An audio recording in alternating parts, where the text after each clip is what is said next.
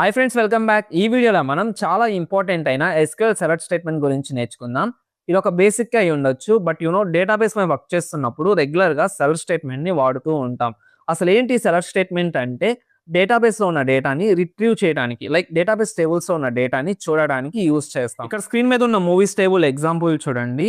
ఈ టేబుల్‌లో movie ID, movie name, hero, director, release year, rating అనే డీటెయిల్స్ అయితే ఉన్నాయి కదా! సో, ఇప్పుడు మనం ఈ టేబుల్‌లో ఉన్న డేటాని ఈ 3 మెథడ్స్‌ని యూజ్ చేసి ఎలా చూడాలో ప్రాక్టికల్‌గా ఎగ్జిక్యూట్ చేసి చూద్దాం. ఎస్‌క్యూఎల్ వర్క్ బెంచ్ ఓపెన్ చేసిన ప్రతిసారి డేటాబేస్‌ని అయితే యాక్టివేట్ చేసుకోండి. లేదంటే క్వెరీస్ రన్ చేసినప్పుడు మనకి ఎర్రర్ అనేది వస్తుంది. సో, ఇక్కడ నేను ఆల్రెడీ డేటాబేస్‌లో మూవీస్ అనే టేబుల్‌ని క్రియేట్ చేశాను. First method selecting all data. Movies టేబుల్‌లో ఉన్న డేటా మొత్తాన్ని చూడడానికి query select star from table name. So, table name వచ్చేసి మూవీస్ అండ్ సెమీకోలన్. సో, ఒకసారి ఈ క్వెరీని ఎగ్జిక్యూట్ చేద్దాం. సో, చూడండి, ఈ క్వెరీని రన్ చేసిన తర్వాత మనకి మూవీస్ టేబుల్‌లో ఉన్న డేటా మొత్తం కూడా మనకి అవుట్‌పుట్‌లో వచ్చింది. సో, ఇలాగ ఏదైనా ఒక టేబుల్‌లో ఉన్న కంప్లీట్ డేటాని చూడాలి అంటే మనం సెలెక్ట్ స్టార్ అలాగే టేబుల్ నేమ్ అనేది ఇస్తే ఏంటంటే మనకి టేబుల్‌లో ఉన్న డేటా అంతా కూడా మనకి అవుట్‌పుట్‌లో వస్తుంది. అండ్ సెకండ్ మెథడ్ వచ్చేసి స్పెసిఫిక్ కాలమ్స్. ఓన్లీ మనకి కావాల్సిన కాలమ్స్ మాత్రమే కావాలి అంటే, ఫర్ ఎగ్జాంపుల్, ఇక్కడ మూవీస్ టేబుల్‌లో ఉన్న మొత్తం డేటా నాకు అవసరం లేదు. బట్ ఏ మూవీస్‌లో ఏ హీరో ఉన్నాడు అనే డేటా మాత్రమే కావాలి అంటే query select movie name, comma, hero. So, ఇలాగా మీకు ఎన్ని కాలమ్స్ అయితే కావాలో అన్ని కాలమ్స్‌ని కామాతో సెపరేట్ చేస్తూ కాలమ్ నేమ్స్‌ని మెన్షన్ చేయాలి. From table name. So, table name వచ్చేసి మూవీస్. సో, ఇప్పుడు ఒకసారి ఈ క్వెరీని ఎగ్జిక్యూట్ చేద్దాం.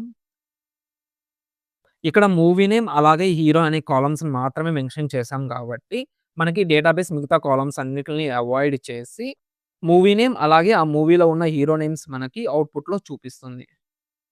And final method filtering data using where class. టేబుల్‌లో ఉన్న అందరి డీటెయిల్స్ వద్దు. ఓన్లీ ఒక కండిషన్ సాటిస్ఫై అయ్యే డేటా మాత్రమే కావాలి అంటే వేర్ క్లాస్ వాడాలి. For example, only SS Rajamouli direct చేసిన మూవీస్ మాత్రమే చూడాలి అంటే query select star from movies